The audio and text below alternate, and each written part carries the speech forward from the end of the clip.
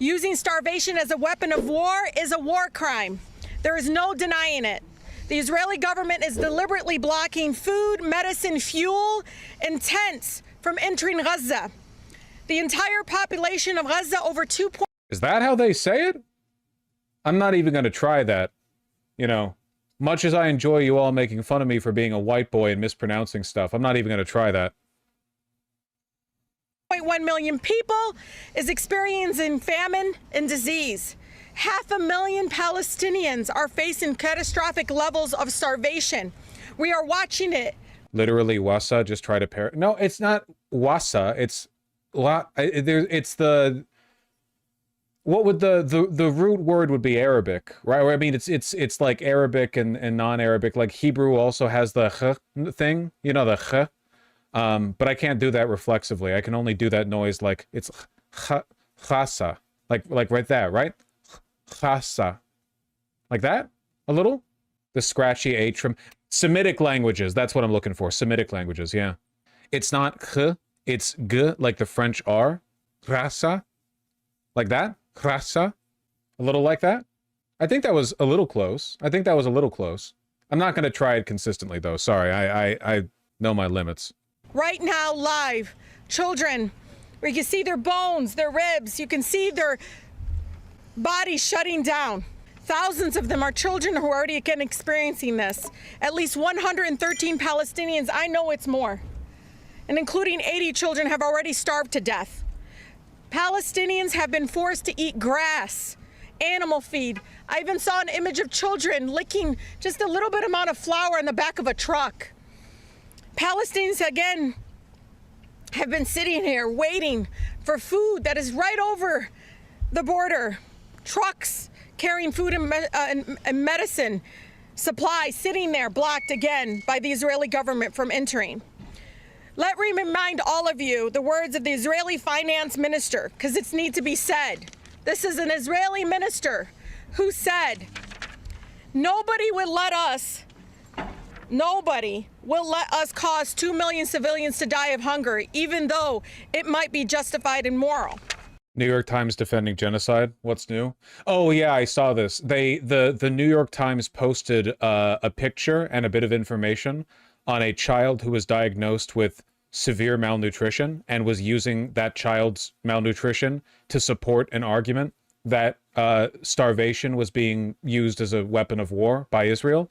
And then it turned out that kid, in addition to starving to death, also has, like, was it diabetes or some other condition, some health condition that was being worsened by the blockade of medicine. So the kid is dying of starvation and by lack of medicine, but the New York Times put out an editor's note appending the story saying, like, okay, listen, to inform everyone who is anti-Semitically assumed that the Israeli military is inflicting starvation on this child is actually dying from the lack of medicine that we're blocking. I know that sounds like I'm hyperbolizing it a bit, but that is unironically what happened and what this says.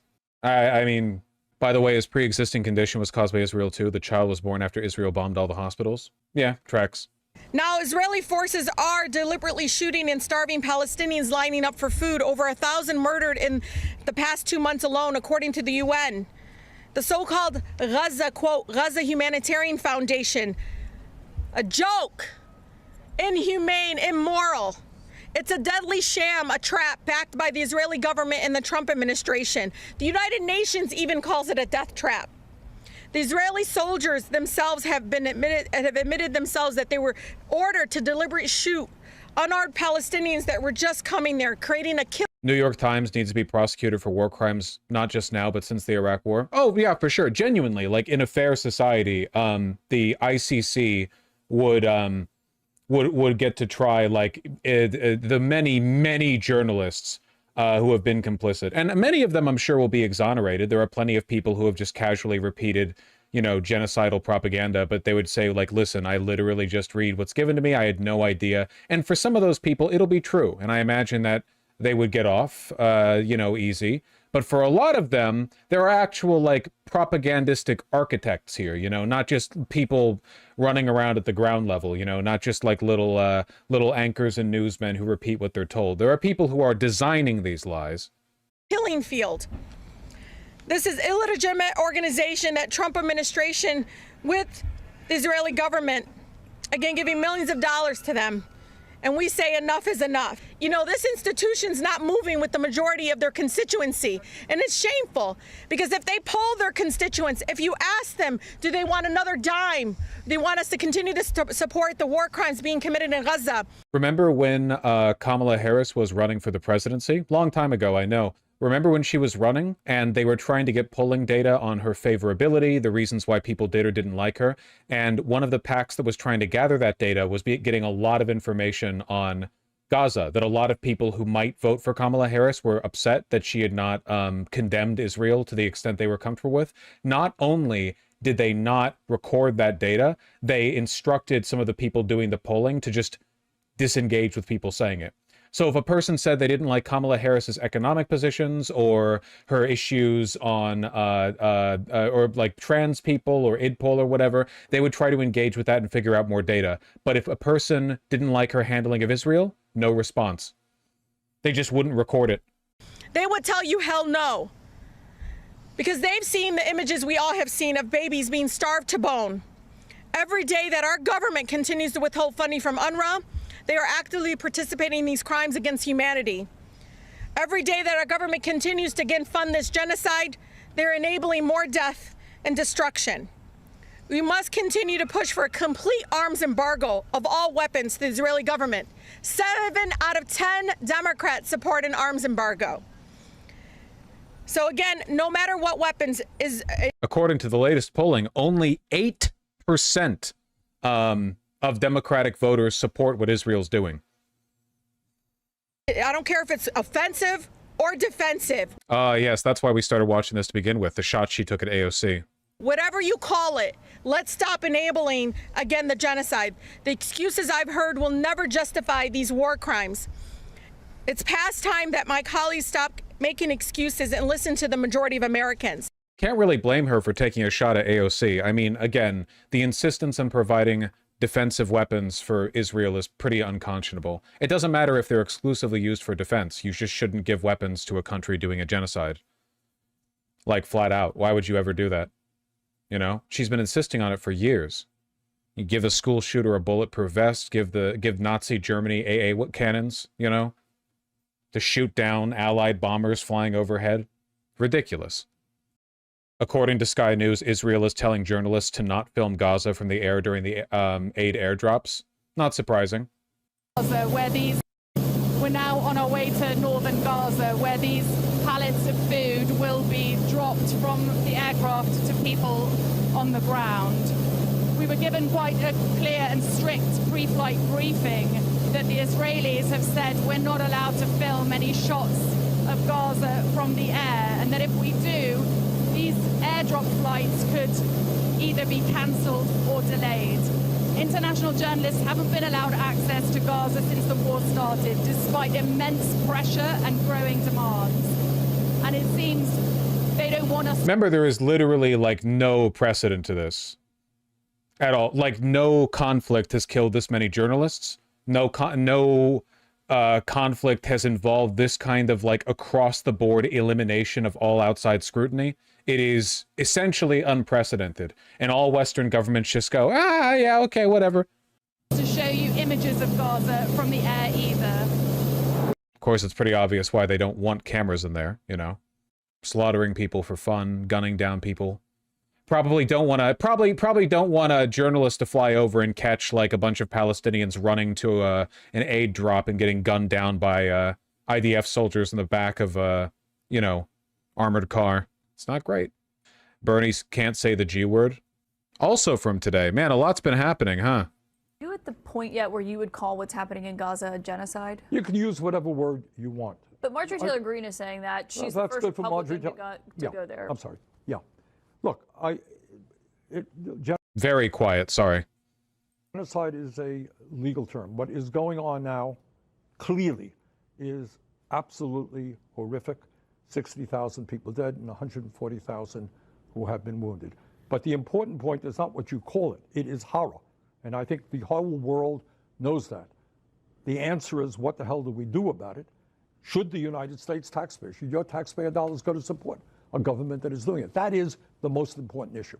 So immediately, you got to get ceasefire, you got to get humanitarian aid in, but the United States cannot continue to aid and abet the Netanyahu government doing what it's doing. Do you want to see United States personnel on the ground helping distribute aid? I mean, what is another scenario here, do you think? The United Nations has done, under very difficult circumstances, a good job until they were kicked out by Netanyahu.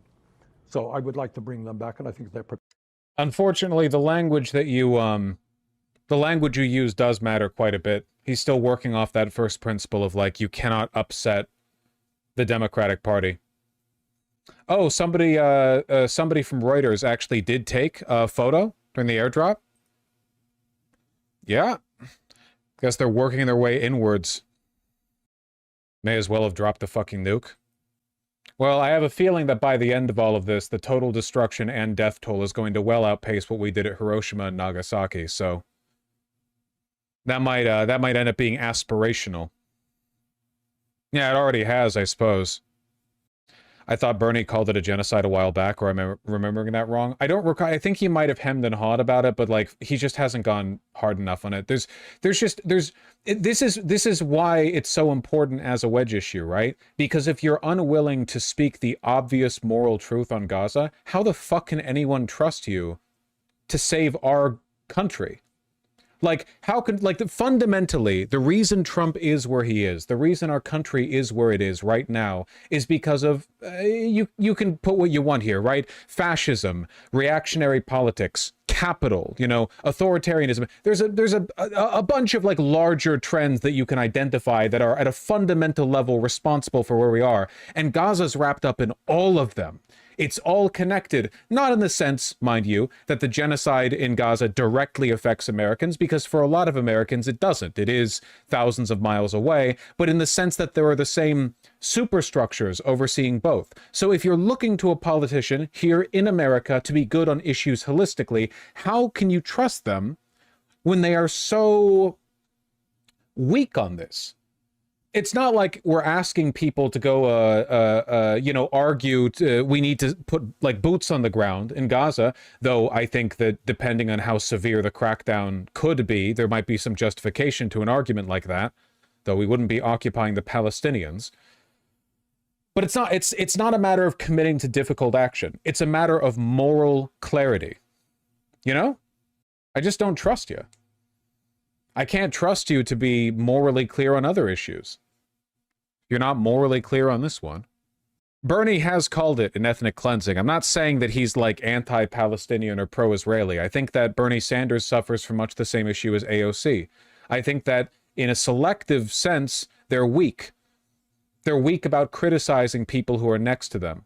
Unfortunately, it's very important that we do that because the Democratic Party as a whole is responsible for where we are right now. The Democratic Party as a whole is why the Republican Party is what it is. It's the reason why Trump is what it is. It's the reason why the government is being run the way it's currently being run. And it's the reason why we're all wondering right now whether or not they can even take the House back in the midterms. They are the road through. They are the pathway that we have to take.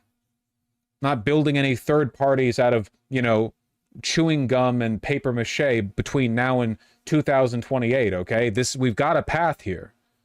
And unfortunately, the people occupying it are blocking us from doing what we need to do, not just to save the people of Gaza, which would be great if it's possible, but also this country. And unfortunately for, I suppose, us and the people in Gaza, it's kind of the same road, isn't it? Because a Democratic Party who won't stand up to Netanyahu won't stand up to Trump. And a Democratic Party that can't stand up to Trump definitely won't stand up to Netanyahu either. I'm on AOC's page right now. Why did it take this long? I mean, in November of last year, the International Criminal Court issued a warrant for the arrest of Benjamin Netanyahu for the war crime of... Bernie has done his time. You shouldn't look for him for the perfect take. I'm sorry.